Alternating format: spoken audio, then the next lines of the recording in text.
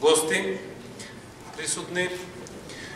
Полицијата како една од компонентите на кривично-правниот систем има јасно дефинирани надлежности согласно актуелниот закон за полиција. Оттаму основната функција на полицијата е да ги штити, и тоа преку преземање на действија за заштита на животот, имотот и личната сигурност на граѓаните. За заштита на слободите и правата на човекот и граѓанинот, гарантирани со Уставот на Република Македонија и законите и ратификуваните меѓународни договори. Потоа спречување на вршени кривични дела и прекршоци, откривање и фаќање на нивни сторители и преземање на други со закон определени мерки за гонење на сторителите на тие дела, за одржување на јавниот ред и мир, за укажување помош и заштита на граѓаните во случај на неопходна потреба и друго. При тоа недвосмислено полицијата своите надлежности и обврски треба да ги извршува согласно принципите на законитост, соодветна и правична застапеност, професионална етика, непристрасност и објективност. Следствено на ова, прашањето за пристап до правдата за ЛГБТ заедницата, а во контекст на претходно изнесеното, логично сугерира дека пред законите сме сите еднакви и дека полицијата своите законски надлежности не може да ги дели по пол или сексуална ориентација, раса, вера и слично. Односно, дека ЛГБТ заедницата подеднакво го заслужува соодветното внимание, пред се поради доследност во почитување на основните надлежности и принципи на полициското постапување. Но со оглед на практиката, иако морам да потенцирам дека годинава статистички гледано, не се евидентирани случаи на кривични дела мотивирани од дискриминација по оваа основа, што пак не беше случај во блиското минато. На овој план потребни се уште многу активности во насока на примена на современи медицински стандарди, полициски стандарди за работа во тој домен. Затоа Министерството за внатрешни работи ги апострофира следниве аспекти како извонредно значајни кога се дебатира за наведеното прашање. Прво, сензитивација на полициските службеници преку обуки, прецизирање на законските решенија, но и јакнење на институционалните капацитети за еднаков третман на сите граѓани, вклучително и на ЛГБТ заедницата. За постигнување на наведените цели, по усвојувањето на Законот за спречување на дискриминацијата од 2010 година, 4 години подоцна, во 2014 година, се извршени соодветни измени во Кривичниот закон, заради негово согласување со основите за дискриминација предвидени во тој закон. При тоа, заштитните карактеристики од член 3 на Законот за спречување и заштита од дискриминација беа пресликани во член 39 од Кривичниот законник како отежнителни околности при одмерувањето на казната. Во 2015 година, меѓуресорската работна група, во која што партиципираше и МВР, изработи предлог амандмани за изменување и дополнување на Кривичниот законник на Република Македонија. Меѓутоа и покрај ваквата динамика и заложбата за еднаков третман на сите пред законот, во реалноста дискриминацијата по основа на сексуалната ориентација остана табуизиран проблем од практичен аспект. Во тој смисол, пред да се пристапи кон изготвување на предлог амандманите, работната група ги истражуваше причините поради кои надлежните државни органи не регистрираат дела на омраза. Иако според податоците на Хелсиншкиот комитет во многу случаи, напади на ЛГБТ групи, инциденти на спортски надпревари и така натаму, се утврдени силни индици за постоење на дела сторени поради дискриминаторски мотиви. И покрај бројните организирани семинари, обуки, објавување коментари и прирачници за обуки, се уште не се подигаше ефикасноста во откривањето, обвинувањето и пресудувањето на таквите случаи како дела на омраза пред се поради недоволната методолошка и оперативна подготовка на надлежните државни органи. Со оглед на тоа дека извршувањето на делото од омраза се појавува како отежнувачка околност, а не и како елемент што влегува во законското битие на делото, таа околност останува по правило надвор од обсервацијата на полицијата при откривањето на казненото дело и сторителот.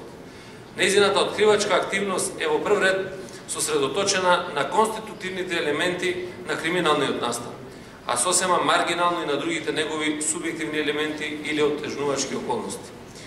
Што ќе рече дека и натаму останува реален проблемот на субјективизацијата, односно предрасудите или предубедувањата кои се јавуваат како некакви критериуми во процесуирањето на случаи од таква природа. Поради истата причина, таквата околност која не е регистрирана од полицијата во кривичната пријава, останува надвор и од обсервацијата на јавниот обвинител при подигањето на обвинението. Така што со право може да се констатира однос на одделни криминални случаи како што се нападите на ЛГБТ заедницата, одредено влијание имаат се уште постоечките предрасуди кај надлежните државни органи кон посечената заедница.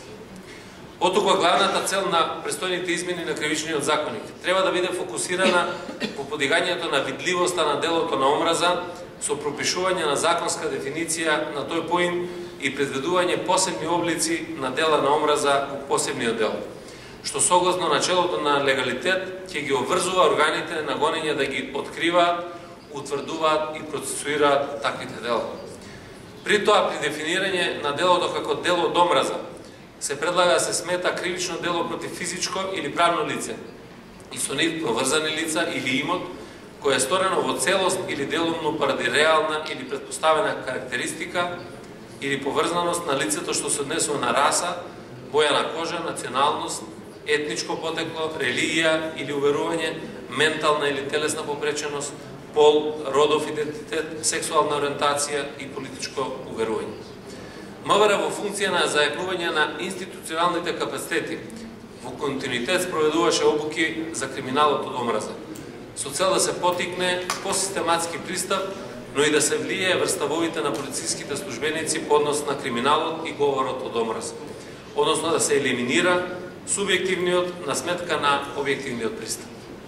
Согласно преземените обврски, направени се измени во записникот за примање на пријава, во која е воведена посебна рубрика за евидентирање на можна индиција дека делото е сторено од омраза, односно дека мотивот за сторување на делото е постојање на предрасуди кон одредена заедница. Индицијата, односно основа за сомневање, полицискиот службеник ја гради врз основа на перцепцијата на жртвата, анализа на однесувањето или ставовите на сторителот, како и анализа на местото на настанот, односно локацијата. Во понатамошната поставка, можните индиции кои преку криминалистичко истражување ќе треба да се подигнат на степен на основи за сомневање, односно основано сомневање. За јавниот обвинител ќе биде од непроценливо значење да се наведат можните индиции кои упатуваат на криминалот од омраза. Полицијата како специфичен орган на државната управа, но и како влезна порта во кривично-правниот систем или суштинска позиција по спречувањето на вршење на кривични дела, а преку тоа и обезбедување на јавниот ред и мир во државата, и секако за откривање на сторителите на кривични дела. Отаму од непроценливо значење за полицијата е да се обезбеди професионален пристап и стандарди кои нема да бидат базирани на стереотипно однесување, стигматизацијата и дискриминација.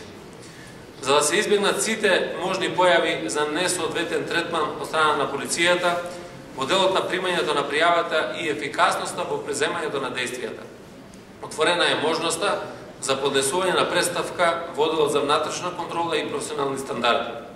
А токму во насока да се избегнат, односно доколку е евидентно, и да се санкционираат стереотипите и предрасудите на кои не има место во нормативните процедури и постапувања. На крајот наместо заклучок би сакал да ги потенцирам следните аспекти на кои што треба и ќе им се посети внимание, а со цел објективно, законско детектирање, процесуирање и заштита на дискриминираните. А тоа е првенствено јавлење на превентивната работа на полицијата, вклучувајќи ги и контролирани обуки на професионалци кои се во контакт со жртвите, соработка со невладините организации, вклучувајќи ги медиумите и приватниот сектор во искоренување на стереотипите. Заедно со државата, исто така е важно секој поединец да ги преиспита стереотипите, штетните традиционални практики и дискриминацијата по било кој основ, вклучително и сексуалната ориентација на жртвите. Благодарам на вниманието.